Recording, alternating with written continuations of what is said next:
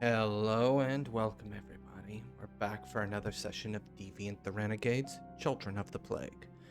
I am of course Wyverian, your storyteller, and I am joined by once again. Hi, I'm Charistoph playing Rick Maybank. Oh, we're skipping live. I'm Pooter. I'll be playing Alice Gibson. I'm Essence. I'll be playing Desmond. And I am Gandhi playing Adrian. So we are of course going to skip the people that do not exist at this point in time. No, I will wait for them to make their introduction. Be waiting until next week. So after the escape from the hospital and the throwdown with both Project Sigma and codename Grundy, we're gonna pick back up with the cohorts roughly about a week later. But before then, life is not necessarily so simple for a cohort where they can just get a week off. So there have been things going down this current week.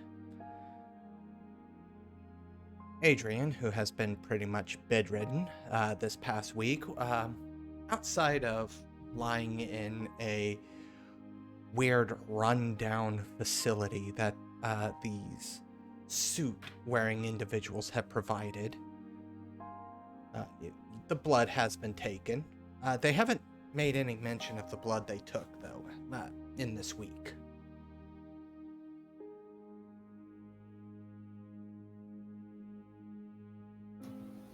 Was this a prompt? It just sounded like narration. Yeah, What, did I go deaf for a second? What have you been, I said, what have you been doing outside of being bedridden?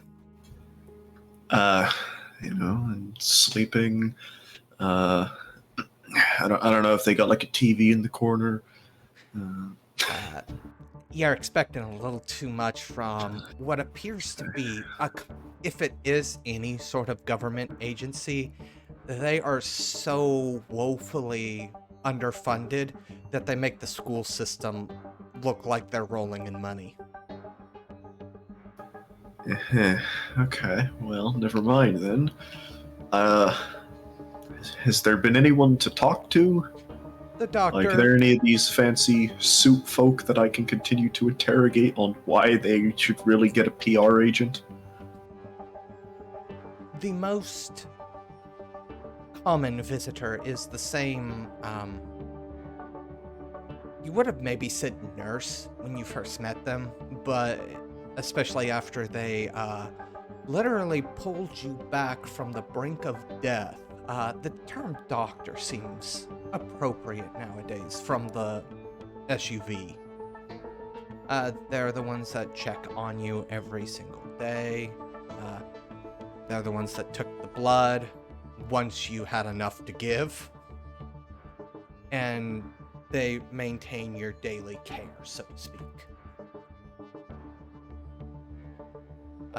Whether or not the rest of the cohort has visited, that's up to them. They would, of course, have been allowed to visit. I mean, apart from probably getting yelled at for trying to get out of bed, I'm not really sure he'd be doing a whole lot else. I imagine they don't really want him strolling the streets. Have they been doing any other type of strolling, though? Maybe more of the dream variety. Well, he can. But the question is what would he be looking for? He doesn't have any immediate concerns, but if the demons, I'm not gonna call them demons because I don't actually know they're demons, but if this organization wanted any more information that might have eluded him to this point, he would have gone searching for that to the best of his ability. No, after they took their bit of blood, they've been pretty silent. You haven't even seen one of the suits. I'll refer to them as such. Excellent. And has anybody visited? Rick, Alice, Desmond? Alice likely has, since she was right there with her hands in his blood and innards. Check in, see how he's doing. So we'll just bring Alice in here then.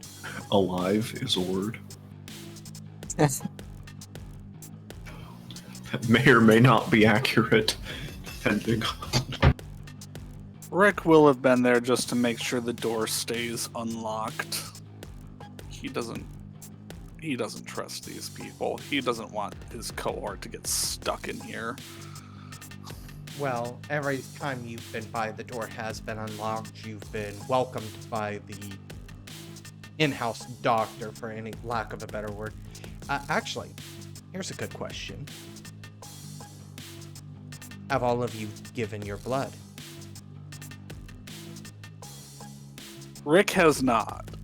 I know that'll come back to bite him in the ass, but he hasn't.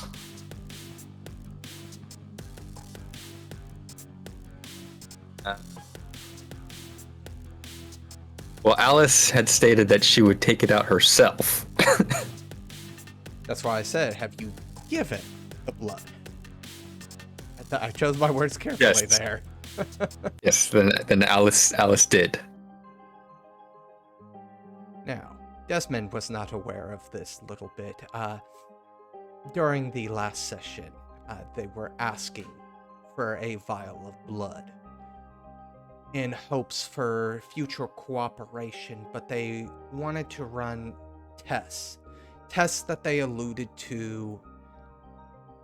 They have certain suspicions about what the conspiracy was attempting to do with you.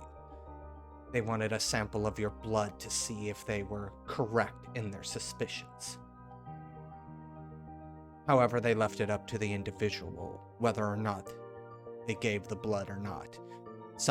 There were conditions, like Alice said she would draw it herself. Rick, as he just stated, flat out refused. I imagine Desmond would probably be the same way. He would just kind of flat out refuse. He doesn't know these people, he doesn't trust them, he doesn't like to be considered more as a lab rat. I mean, it does interest him to find out more of like what are they trying to do with him, but also with the just added caveat that he's mutable. He's been regarded as very mutable. Like the conspiracy beforehand, when they were doing tests on him, like couldn't get anything stable from him anyway.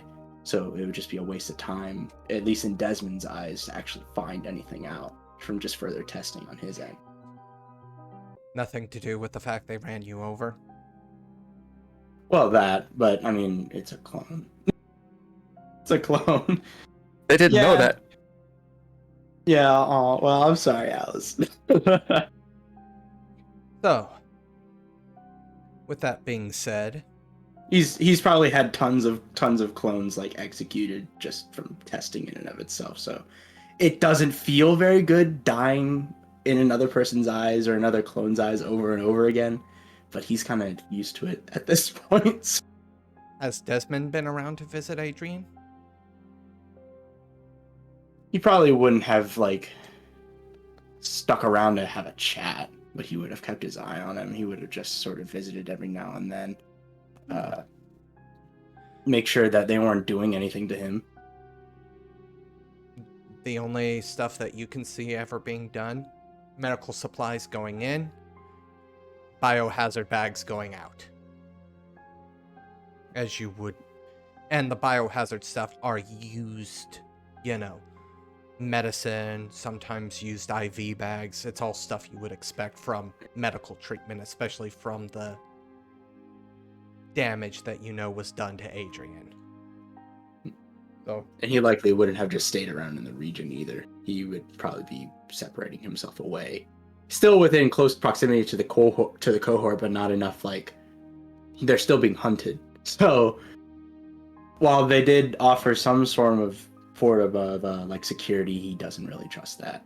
He's still relying on his own sort of ends to try and make sure that himself or the others don't get compromised by our actions, or his actions in particular. Right. So, Adrian spends most of the week in bed. We'll go ahead and leave it like that then. Rick. Rick has spent the last week trying to pin down where his ex Richie has been living, since he's the reason that he came to Virginia in the first place before getting nabbed and didn't really get a chance to do anything more than let him know that he was coming to see him before getting grabbed a year or two ago. And so he's just spent a week trying to find out his address, and has dropped him a note with a potential meeting time and place on it in his mailbox. All right. Where would this location and time be? I don't know, like some park at I don't know. Is there a curfew? There is not a curfew. It doesn't... It's not quite that bad where they're enlisting mandatory curfews and actually enforcing it. They're stating the general, try to limit public interactions, but they're not enforcing anything specific at this time. And let's say some park somewhere nearby at 2 a.m. So, what's a good park in Washington, D.C.? As if they're it. We'll do Meridian Hill. Yeah. Is there a specific meeting place, park bench, something like that you would prefer, or just meandering the park on the lookout?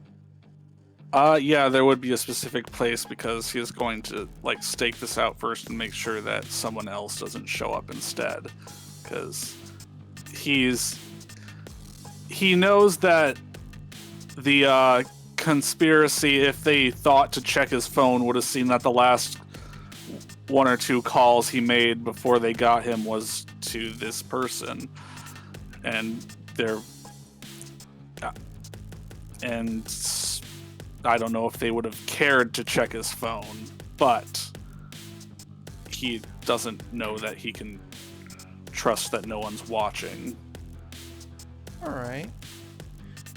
So, why don't you give me a intelligence plus investigation. Basically, we'll be using a willpower on this. Okay.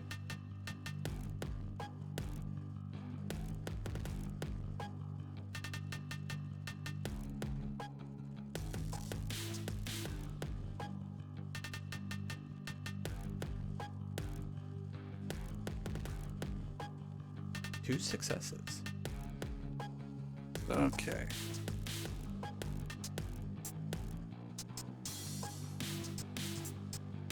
So,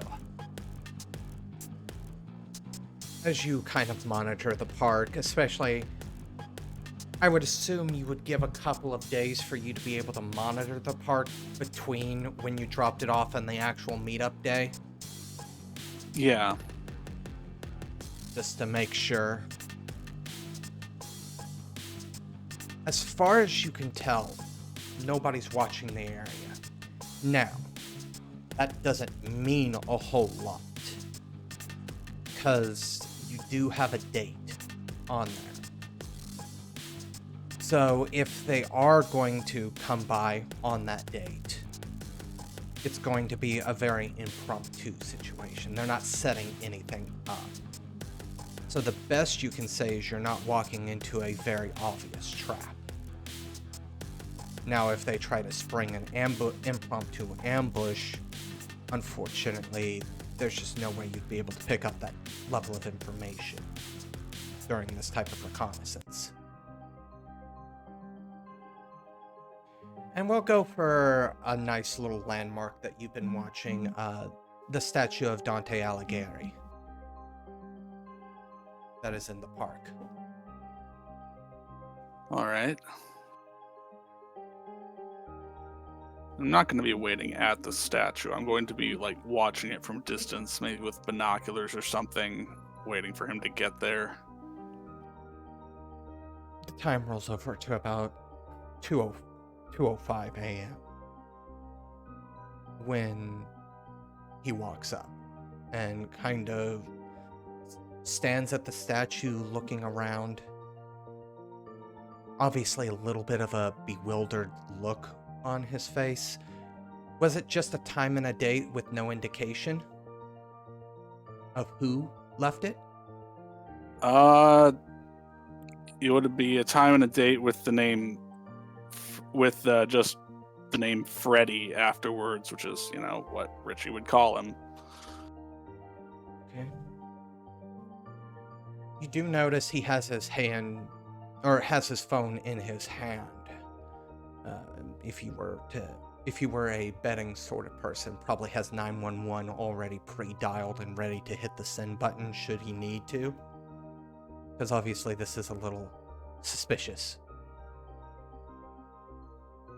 Okay.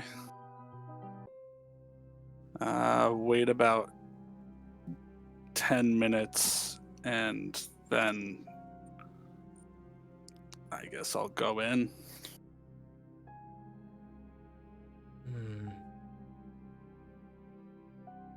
He was already 5 minutes late. I'd say after about 4 to 5 minutes of waiting there, you're gonna see that he kind of shakes his head through your binoculars if you're still watching him. Kind of shakes. I'm not extremely far, but like, I'm kind of waiting for him to leave the area where lampposts would be bright. He kind of goes over and, after shaking his head, kind of goes and sits at a small bench near the statue, kind of stares at his phone for a moment or two, and then you see him pull it up to his ear as if he's calling somebody. Doesn't seem like the call goes through because he just kind of shakes his head and hits what looks to be the end button, as if you were kind of annoyed with yourself when you, like, why did I even bother that? Right. And then gets up and starts to leave. Well, I'm going to go follow him, and as soon as we're out of the light, I'm just gonna say, Richie? He freezes, and it's very much that freeze where, pretty sure everybody's felt it, where your blood just immediately goes cold. His body's completely still, and he goes, "Ready? Is that?"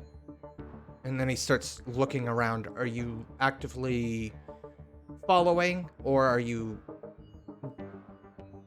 more trailing him, so stealth-wise? I was stealthy up to the point where I got near him, and then I'm not being stealthy at that point. So he would just turn around and see you then. And it should be noted that I do have the what is it? What is that condition? You're the I look normal ability, so to speak? No, I'm not using that. Okay. for dramatic purposes. Look what they Okay. did to me. I would have the notoriety condition with anyone I meet until it's resolved. What does that condition do exactly? -2 on all social rolls, extra door if doing social maneuvering. Okay.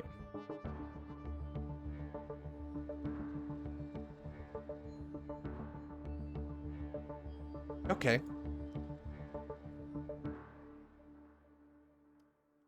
I'll say that gives him a -1 on this. Oh. No, not -11. Sometimes my keyboard does that. Just that ugly. Well then, He really wanted it.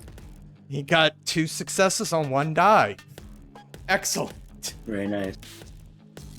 Well, He stares at you. Doesn't recoil or anything, despite literally everything that you would expect to the contrary. Doesn't even... His eyes don't even, like, widen slightly. They narrow a little bit, like he's trying to make out details since you chose a more, dark area. But you can tell by the look on his face, he's definitely noticed, the changes that have happened over the last couple of years. But what happened? His voice is slow and cautious. I got in some trouble, Richie. Got mixed up with some bad people. And this shouldn't be surprising to him, to be honest. See, there's what I would expect you to say when you say bad people. And then he kind of approaches, and then he does make a knowing gesture towards the visible scaling. And then there's what I'm seeing here. He's not being accusatory or anything, at least not that you can tell in his voice. It is more just like, you don't usually have people with scales walk up to you that you used to know. You know, it is just one of those things where there is a certain level of, like, he's kind of got to be like, what the hell?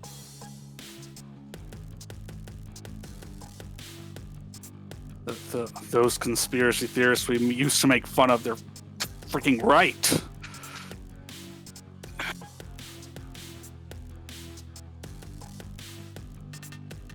I don't know what's going on, but like you're the only person I know in the area, and I've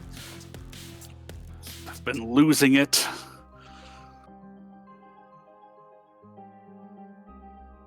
I mean, it's been how long? I mean, I got your message saying that you were coming here.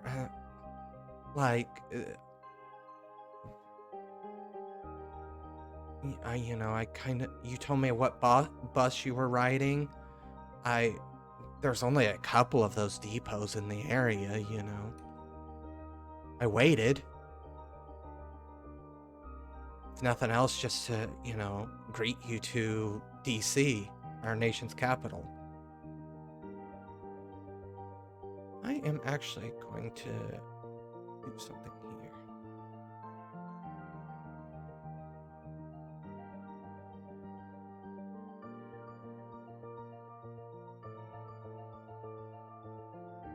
If you wish to roll a... Empathy? Not in this case. Perception would actually be more accurate. Okay.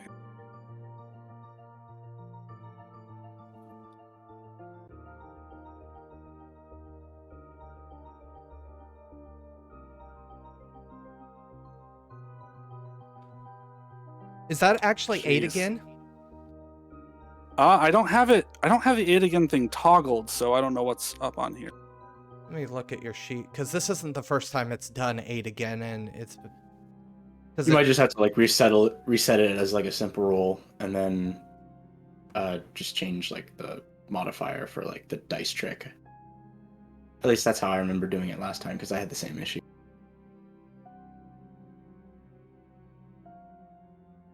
Let me just look at what it rolled and just remove all non-10 agains. Sorry if you see your character sheet flip. I'm just double checking to see if there's a setting somewhere. That's fair. Looks like you still got 3 successes.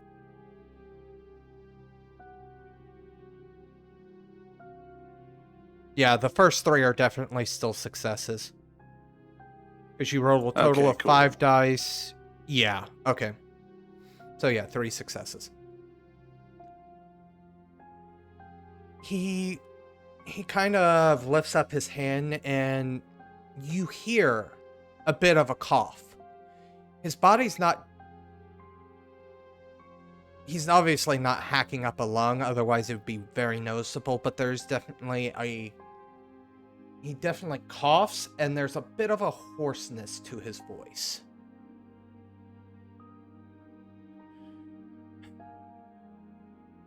Are you feeling okay? That's just a cold. He kind of shakes his head. But then I checked those stations. You never came. And then this is the first time I've heard from you in what I have to say is at least a year, 2?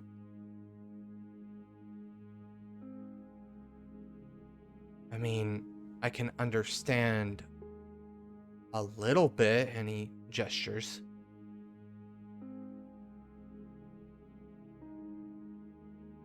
I got caught up, and I don't really know what was going on the last couple years. Everything's a blur, and up until about 2 weeks ago,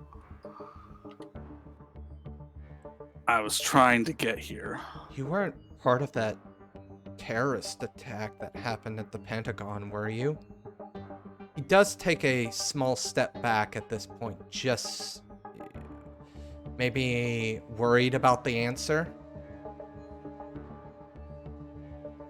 You heard that they stole experiments, right? I've heard a lot of different things. I've seen some press releases. I've heard other people talking about it. Like, there's a lot of different information, sometimes even conflicting information. I was one of the experiments.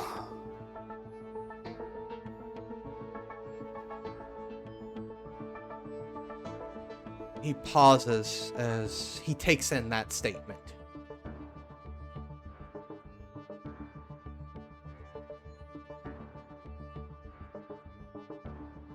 If that's...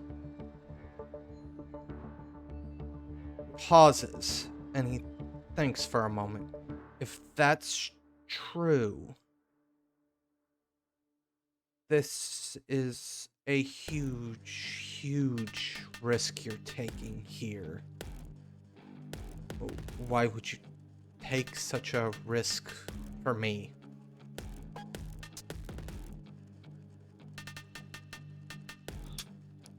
I don't know, because you're the only thing I know that's not completely insane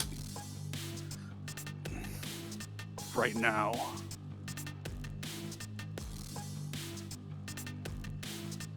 I know. I'm gonna choose to take that as a compliment. He gives kind of a soft smile. Do you have a place you're staying that... I mean... And he pulls out the note and he goes, this is a little weird and creepy. I hope you know that. Yeah. In hindsight, I understand it. Don't get me wrong. I understand it, but I prefer not to have to realistically risk my neck every single time I get one of these, you know? He kind of chuckles.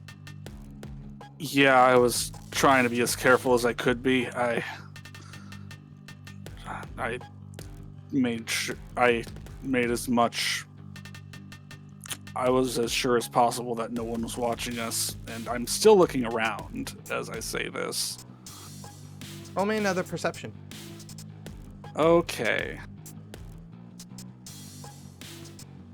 Let's see if this works properly.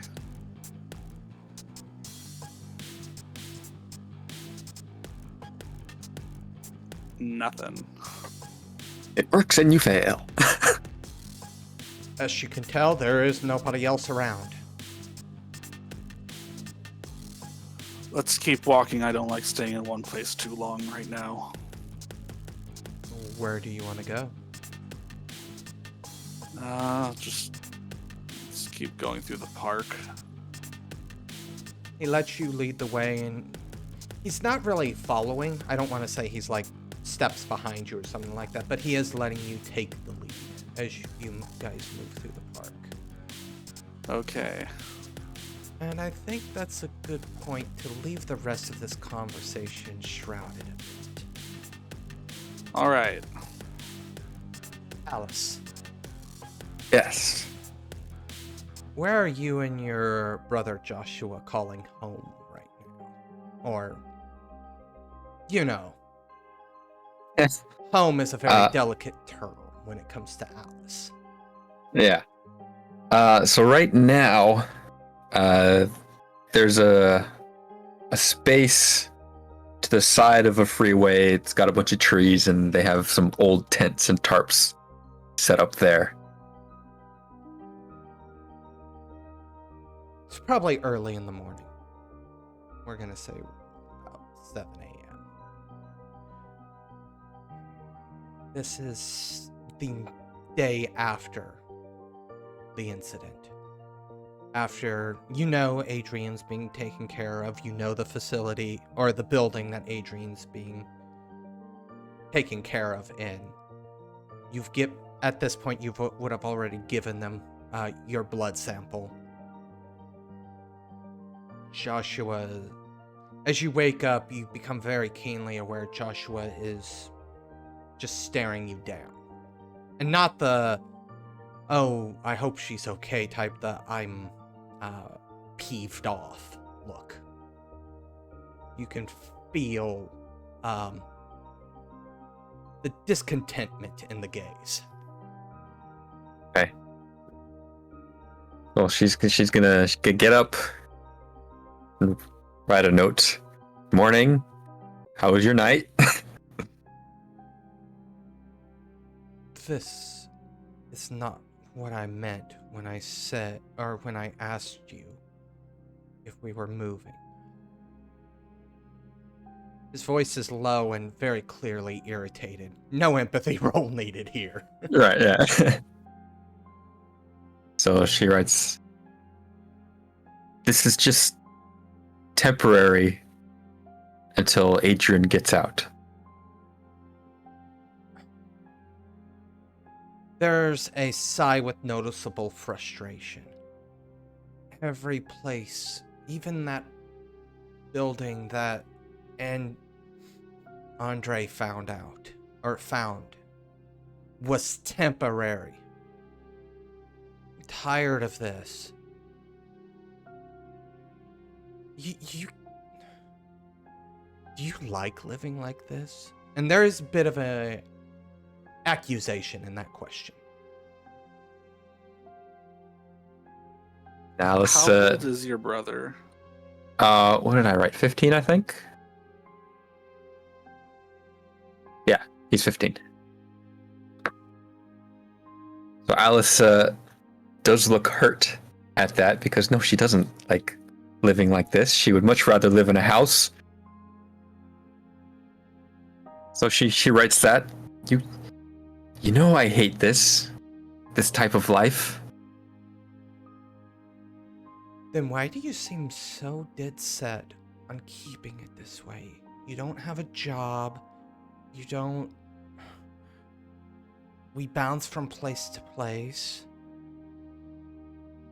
What makes you think this is okay? Like, if we want things to get better, we have to actually be working to make them better. In one more year, I can start putting out, applications for jobs. Most places won't hire until you're 16. But that's not... Obviously, it's not applicable to you. You can even go get registered, probably for disabilities, because of the issue with your speech.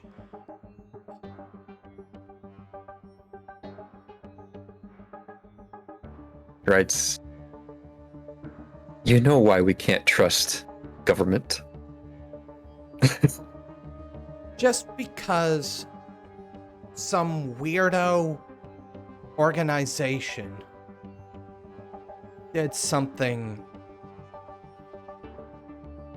horrible to you doesn't mean that everybody is like that.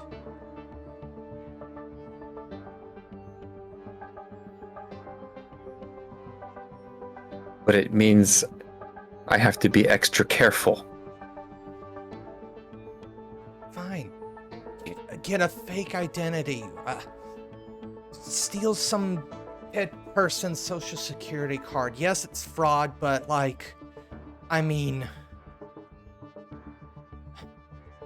technically vagrancy.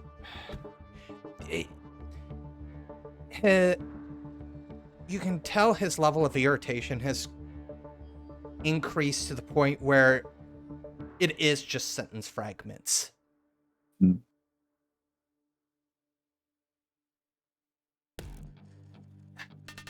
You can tell he's not done with this discussion, but it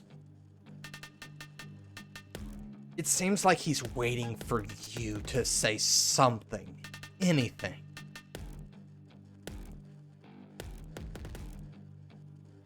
Alright, so then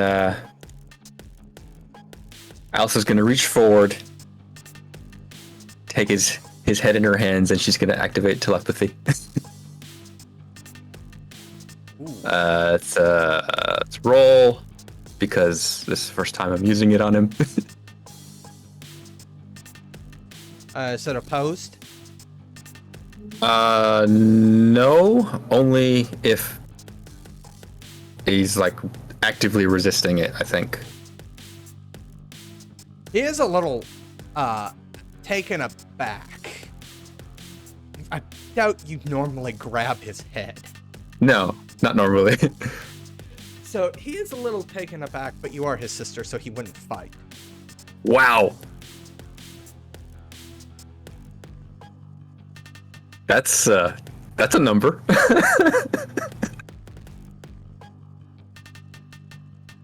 So 7 successes on 6 dice. I'm trying to figure out how that works, because you only got one. You got 1, 2, 3, 4, 5, 6, 7. That 110 probably just kept 10ing and 10ing and 10ing. I got 3 9s and 4 10s. That is. That is. Oh, crap. That means I heal a minor instability. The scars! No! That's not what I wanted. Quickly, punch him. Check him out in the freeway. So Okay. what are you saying?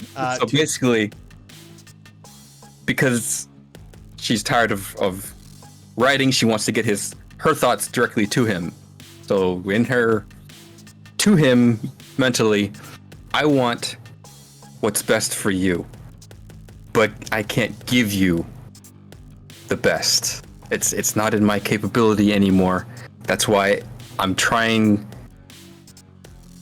trying to encourage you to study, be smarter than me. You can get a job in a year. Do that. Be better than me. That's what I want that I can't give you.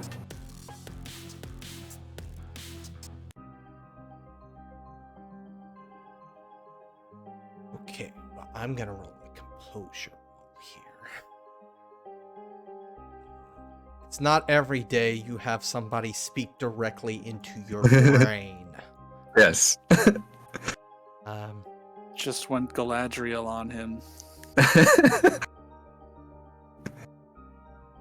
Especially considering that you're projecting into his brain, and in a certain light, you're kind of telling him, "Hey, you're kind of on your own right now." So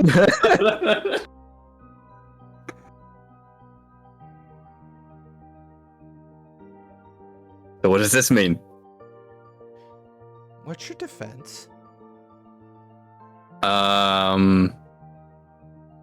7, but she would be absolutely caught off guard if anything happens. Okay, so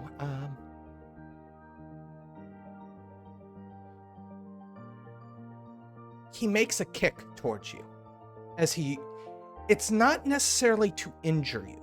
It's more he tries to get his foot up and then push you away with his foot. However, he is not a fighter by any stretch, so this is exceedingly telegraphed, so even not suspecting it as you do, you're able to kind of move to the side, and that causes his leg just to, go forward instead of pushing you back. Mm. However, this is probably also the first time he's ever reacted in any way, shape, or form violent towards you. Yeah. So she does pull back and keep her hands up. The hell did you just do?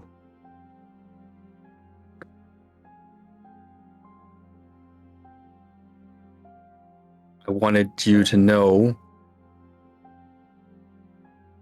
what I couldn't write down.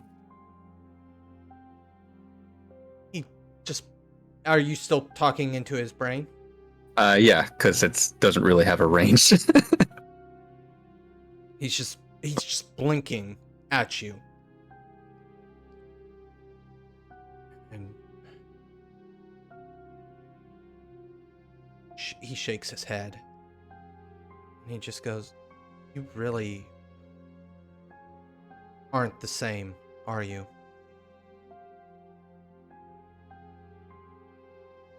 He does look down at that, kind of emotionally defeated that.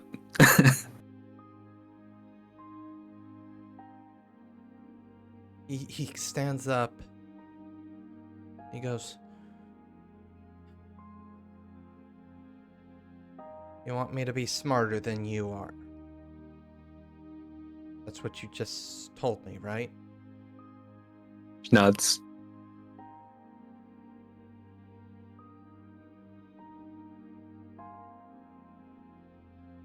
He nods and he goes, "All right then." And he walks out of the tent.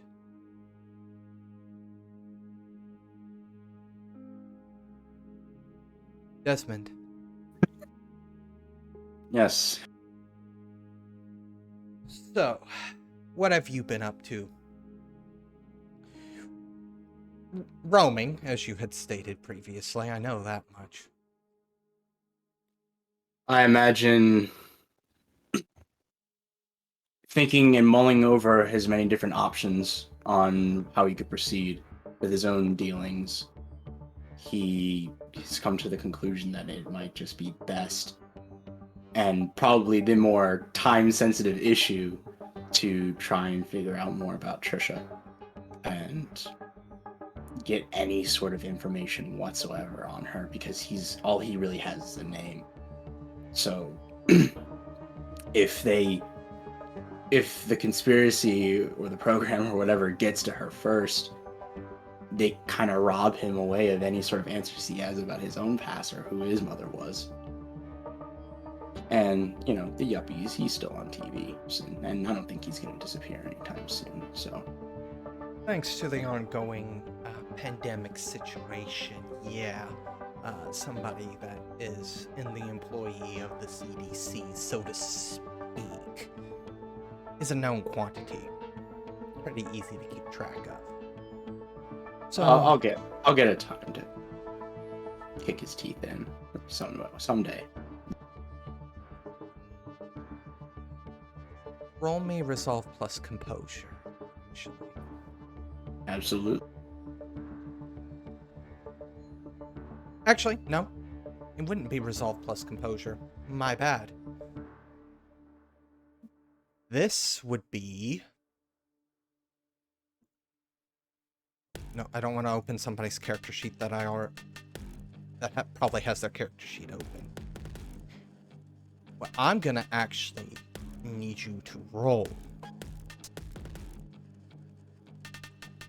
is your scar resistance mental for the question mark scar. Ooh. Ooh, okay. That is okay. So until without the resolve, and for my stability, I'm going to spend a willpower here. That'll give 2, yes? 2 resist. Mm-hmm. Yes.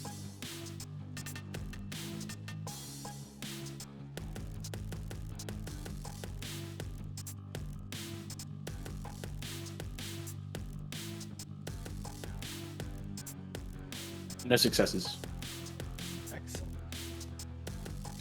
What happens if I make it a dramatic failure? You get instability. I would love instability. Lucky. Interesting. So, where do you go originally to do your research? First, it's a bit old. No, it's the modern. Well, it might still happen. Really, social media would be the first place to check, considering how interconnected everything is today in the modern day. Other than that, he would probably try to look for any sort of public records of who Trisha Gray is just in existence, like, you know, her voter who is she a registered voter, you know, like where does she live, all that sort of stuff. So, General public information. So a library seems like a good place. Yeah, Give me academics plus intelligence. absolutely.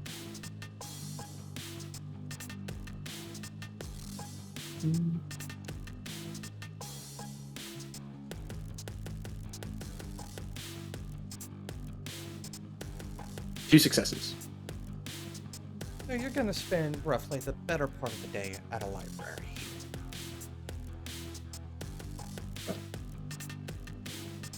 As you begin to do your various amounts of research here,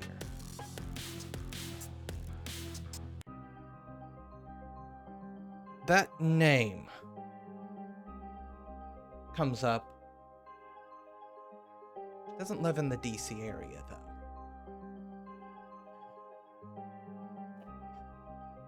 Seems like she lives somewhere in the Midwest. She has a couple of addresses in the Midwest states: Indiana, Ohio, Illinois. So you're not... Some of these are from social media accounts, so they might be past addresses that she hasn't updated, so you can't pinpoint exactly where she's currently living.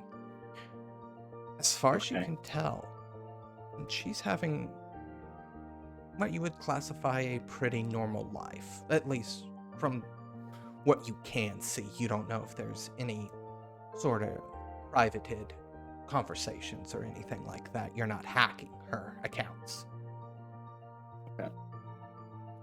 For her addresses, are they just multiple addresses, or is it just a address history of like where she's lived prior? Like, okay, so let's say you look at one of her one of her profiles. I'm not gonna be naming companies here.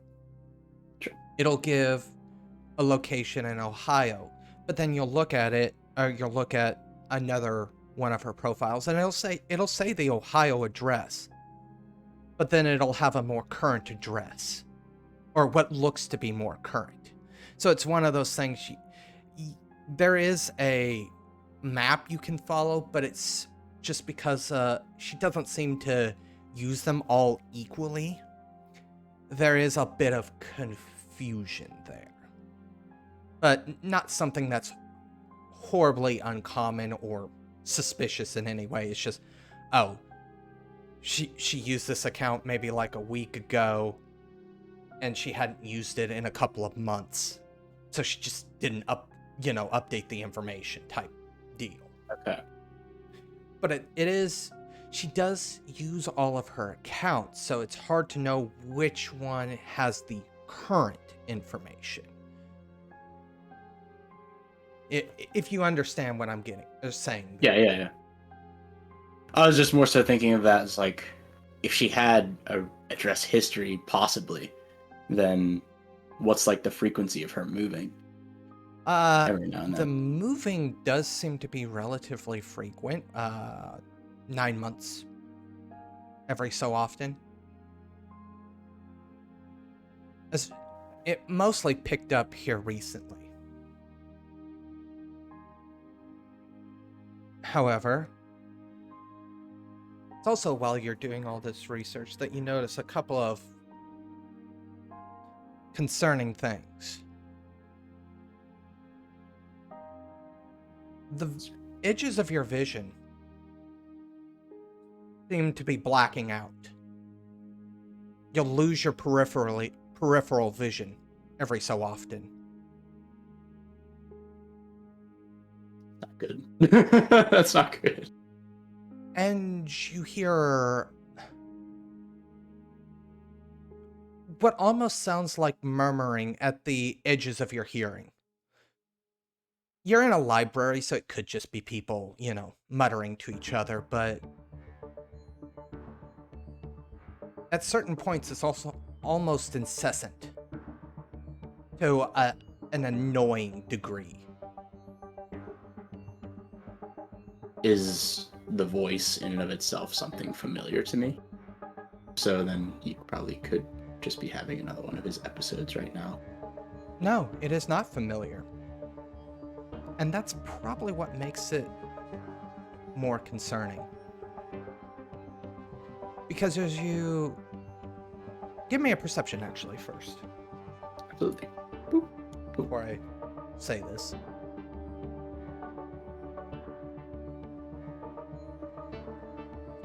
Three successes. As you kind of look about the library, the idea that it's just people in the library whispering each other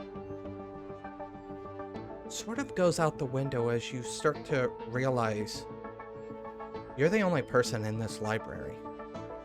Like, at all. You don't even see the pages or librarians at work.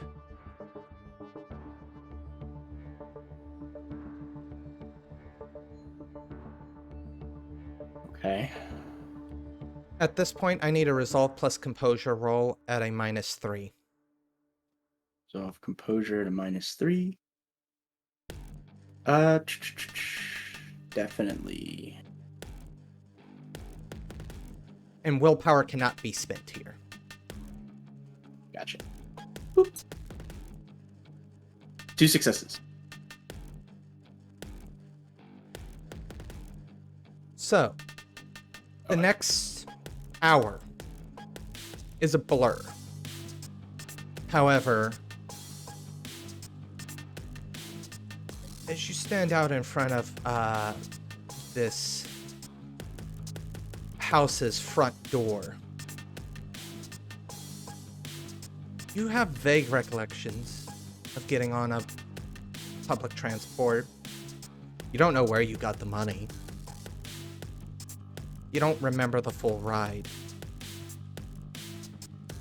You don't remember pulling out your cell phone. You do feel your leg go up and bust through the front door of this house.